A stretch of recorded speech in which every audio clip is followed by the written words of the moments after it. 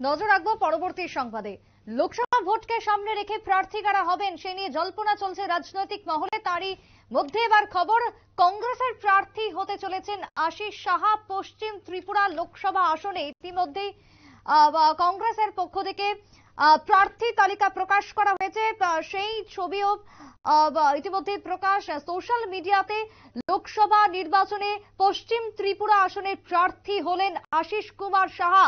জোটের আশায় পূর্ব আসনের প্রার্থীর নাম এখনো পর্যন্ত অঘোষিতই রয়েছে। যদি জোট হয় কার সঙ্গে হবে এই প্রশ্নও এখন আরো একবার মাথাচাড়া দিয়ে উঠেছে রাজনৈতিক মহলে। তবে একদিকে বিপ্লব দেব পশ্চিম ত্রিপুরার প্রার্থী বিজেপির পক্ষ থেকে, অন্যদিকে কংগ্রেসের প্রার্থী আশিস সাহা লড়তে চলেছেন রাজনৈতিক ময়দানে বিপ্লব দেবের প্রতিদ্বন্দ্বী হিসেবে। তবে এই মুহূর্তে তিনি রয়েছেন দিল্লিতে কেন্দ্রীয় নেতৃত্বের সঙ্গে তার চলছে বৈঠক, যেমনটা খবর কংগ্রেসের সূত্রের। কথা বলবো আমাদের প্রতিনিধি এই মুহূর্তে জুড়ে গেছে টেলিফোন লাইনে। তবে আশিস সাহার এই প্রার্থী হওয়ার পেছনে কি বলছে রাজনৈতিক মহল জানবো। অঙ্কিতা, এই মুহূর্তে আশিস সাহা প্রার্থী কংগ্রেসের, তিনি রয়েছেন দিল্লি সফরে, অন্যদিকে নাম ঘোষণা করা হলো। কি মনে হচ্ছে কতটা জমে উঠেছে রাজ্য রাজনীতি? একদমই, দেখো হাতে আর মাত্র কয়েকটা দিন বাকি, সবকিছু ঠিকঠাক থাকলে কিন্তু এই মাসের মধ্যেই নির্বাচনের তারিখ ঘোষণা হয়ে যাবে। আর তারই মধ্যে ইতিমধ্যে আমরা খবর পাচ্ছি যে কেন্দ্রীয় নির্বাচন কমিটির যে বৈঠক, সেই বৈঠক কিন্তু গতকাল অর্থাৎ বৃহস্পতিবার রাতেই বৈঠক হয়েছিল প্রার্থী তালিকা, অর্থাৎ লোকসভা ভোটের প্রথম প্রার্থী তালিকা নিয়ে। আজ তা প্রকাশ করা হবে এমনটাই আমরা সকালেও খবর করেছিলাম, এবং সেই খবর মোতাবেক এই মুহূর্তে কিন্তু জানা যাচ্ছে যে ত্রিপুরা পশ্চিম আসনে এই মুহূর্তে প্রার্থী কংগ্রেসের প্রার্থী হতে যাচ্ছেন আশিস কুমার সাহা। দেখো, প্রথম দফায় কিন্তু কেন্দ্রীয় কংগ্রেস জাতীয় কংগ্রেস 40টি আসনের প্রার্থীদের নিয়ে নাম ঘোষণা করবে, এবং রাহুল গান্ধীর নাম ঘোষণা হতে পারে। তৎসঙ্গে প্রিয়াঙ্কা গান্ধী সহ যারা একেবারে প্রথম সারির নেতৃত্বে রয়েছে তাদের নাম ঘোষণা করা হবে বলে আমরা জানিয়েছিলাম। কিন্তু এই মুহূর্তের খবর যে ত্রিপুরায় পশ্চিম আসনে এবার প্রার্থী হচ্ছেন আশিস কুমার সাহা, যিনি বর্তমানে কংগ্রেসের রাজ্য সভাপতি। বেশ কিছুদিন হয়েছে তিনি এই সভাপতিত্বের দায়িত্ব গ্রহণ করেছেন, এবং ইতিমধ্যেই খবর যে ওনাকেই পশ্চিম আসনের প্রার্থী করা হয়েছে। দেখো, বিজেপির দিক থেকে প্রার্থী তালিকা অনেক আগেই ঘোষণা করা হয়েছে পশ্চিম আসনে, যেখানে বিপ্লব কুমার দেব রয়েছেন।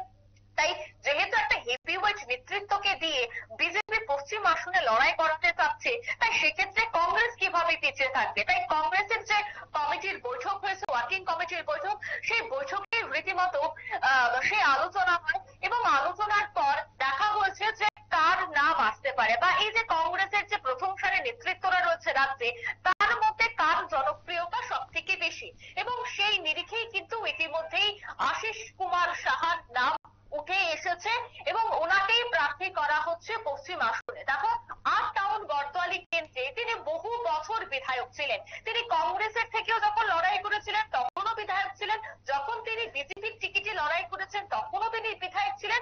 যদিও গত 2 বছর ধরে তিনি সেখানে থাকছেন না, অর্থাৎ একবার উনি ওনার বিধায়ক পদ থেকে ইস্তফা দিয়ে দেন, তারপর যখন তিনি কংগ্রেসের টিকিটে লড়াই করেন তারপর সেই জায়গায় মানিক সাহার সাথে তিনি হেরে যান।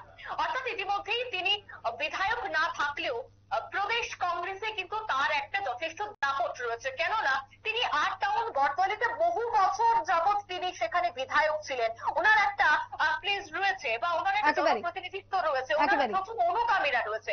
তাই ইতিমধ্যেই বলা হচ্ছে যে একেবারে বিপ্লব দেবের বিপক্ষে যদি একটা শক্তিশালী মানুষকে বা একটা নেতৃত্বকে বসাতে হয়, তবে সেক্ষেত্রে অঙ্কিতা, অনেক ধন্যবাদ তোমাকে। আমরা কথা বলছিলাম আমাদের প্রতিনিধির সঙ্গে, তবে সেই জায়গাতে দাঁড়িয়ে আমরা যোগাযোগ করে নেবো আমাদের এক্সিকিউটিভ এডিটর নীলের সঙ্গে। আশিস কুমার সাহা এই মুহূর্তে প্রার্থীর নাম ঘোষণা পশ্চিম ত্রিপুরা লোকসভা আসনের। তবে তার পাশাপাশি ইতিমধ্যেই লোকসভা আসনের প্রার্থী তালিকা প্রকাশকে কেন্দ্র করে বিভিন্ন মহলে একাধিক জল্পনা দেখা দিয়েছে। তবে একটা ছোট্ট বিরতির পর ফিরে আসবো, নজর রাখবো পরবর্তী সংবাদের দিকে।